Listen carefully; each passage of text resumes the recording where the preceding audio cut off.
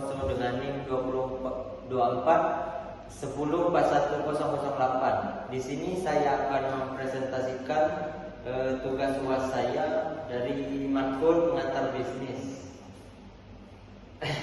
dari bab 9, yaitu pemasaran usaha.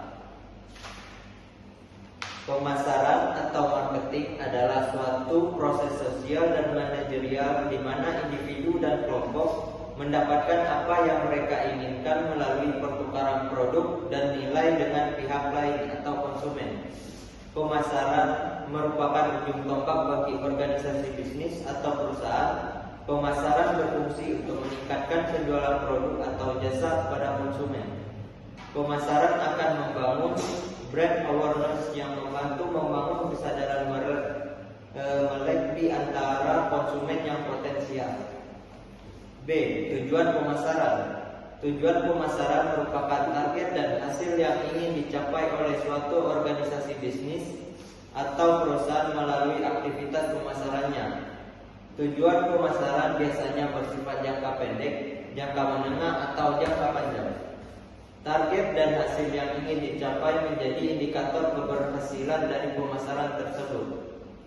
Secara umum, tujuan pemasaran dapat dikategorikan menjadi dua jenis, yaitu tujuan pemasaran dalam konteks ekonomi dan non-ekonomi. Yang pertama, tujuan ekonomi. Pemasaran bertujuan untuk meningkatkan penjualan, karena tujuan utama pemasaran adalah untuk meningkatkan penjualan produk dan jasa pada konsumen. Pemasaran juga bertujuan untuk meningkatkan laba perusahaan atau organisasi bisnis dan meningkatkan pangsa pasar. Yang kedua, tujuan non-ekonomi. Konteks non-ekonomi, pemasaran bertujuan untuk meningkatkan kesadaran melek di antara konsumen potensial. Pemasaran dapat membangun citra melek yang positif di mata publik dan meningkatkan kepuasan pelanggan dengan memberikan produk atau jasa yang berkualitas dan layanan yang memuaskan. C. Strategi pemasaran. Strategi pemasaran merupakan upaya untuk merumuskan rencana dalam rangka mencapai tujuan organisasi bisnis atau perusahaan. Strategi ini berbentuk sebuah rencana yang disusun baik pada jangka pendek, menengah, maupun jangka panjang. Strategi pemasaran harus didasarkan pada pemahaman yang mendalam tentang pasar, target konsumen, dan pesaing. Adapun langkah-langkah dalam menyusun strategi pemasaran yang efektif adalah sebagai berikut. 1. Analisis situasi. Analisis situasi dibedakan menjadi dua, yaitu analisis internal dan analisis eksternal. Analisis internal dapat dilakukan dengan menganalisis kekuatan, kelemahan, peluang, dan ancaman. Yang kedua, menentukan tujuan pemasaran. Tujuan pemasaran ditentukan dengan SMART, yaitu spesifik, jelas dan terukur, measurable dapat diukur, achievable dapat dicapai, relevan dengan tujuan bisnis, dan time bounds memiliki batas waktu. Yang ketiga, mengembangkan target pasar. Mengembangkan target pasar dapat dilakukan dengan mengidentifikasi dan memahami target konsumen yang ingin dijangkau. 4. Memilih posisi merek. Memilih posisi merek dapat dilakukan dengan menentukan bagaimana perusahaan ingin diposisikan di benak konsumen. Yang kelima, mengembangkan bauran pemasaran. Bauran pemasaran dapat dikembangkan dengan menentukan produk, harga, tempat distribusi, dan promosi yang tepat untuk mencapai target konsumen. Yang keenam, membuat rencana implementasi. Rencana implementasi dibuat dengan mengembangkan rencana secara terperinci untuk melaksanakan strategi pemasaran tersebut. 7. Pemantauan dan mengevaluasi hasil. Strategi pemasaran harus dipantau dan dievaluasi apakah berjalan sesuai dengan rencana atau tidak.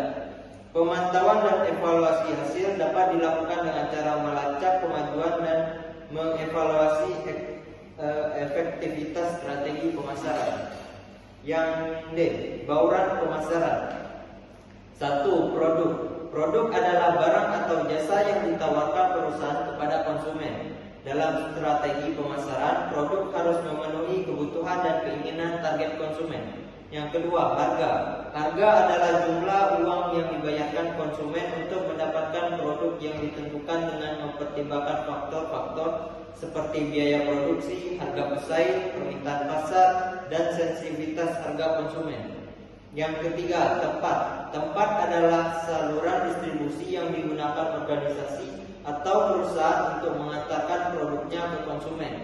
Yang keempat, promosi. Promosi merupakan aktivitas bisnis yang bertujuan untuk mengkomunikasikan produk yang ditawarkan kepada target konsumen. 5. Tenaga kerja. Tenaga kerja adalah orang-orang yang terlibat dalam proses produksi, penjualan, manajerial, dan pemberian layanan pelanggan. 6. Proses. Proses merupakan cara perusahaan dalam memproduksi dan mengantarkan produknya kepada konsumen. Dalam strategi pemasaran, proses harus memastikan kualitas produk dan kepuasan konsumen terjalin untuk menghindari kekecewaan dari konsumen maupun pelanggan. 7. Bukti fisik. Sesuai dengan istilahnya, bukti fisik adalah elemen-elemen yang dapat dilihat, disentuh, dan dirasakan oleh konsumen baik secara langsung maupun tidak langsung. Oke, kita lanjut ke bab ke-10 yaitu evaluasi usaha. Pengertian evaluasi usaha. Secara harfiah, evaluasi berasal dari bahasa Inggris yaitu evaluation yang berarti ujian. Dalam Kamus Oxford yang dikutip oleh Arif Kunto 2013, evaluasi adalah to find out, decide the amount of value, yang artinya suatu usaha yang bertujuan untuk menentukan nilai atau jumlah. Evaluasi usaha adalah proses penilaian dan analisis yang dilakukan untuk mengetahui kinerja usaha selama periode tertentu, keberhasilan usaha dalam mencapai tujuan yang telah ditetapkan, kekuatan dan kelemahan usaha, peluang dan tantangan yang dihadapi usaha, efektivitas dan efisiensi strategi yang diterapkan. B. Langkah-langkah evaluasi usaha. 1. Menetapkan tujuan evaluasi.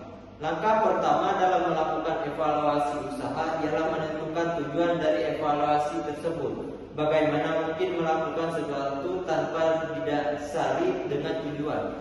2. Mengumpulkan data. Setelah kita menentukan tujuan dari evaluasi, selanjutnya adalah mengumpulkan data.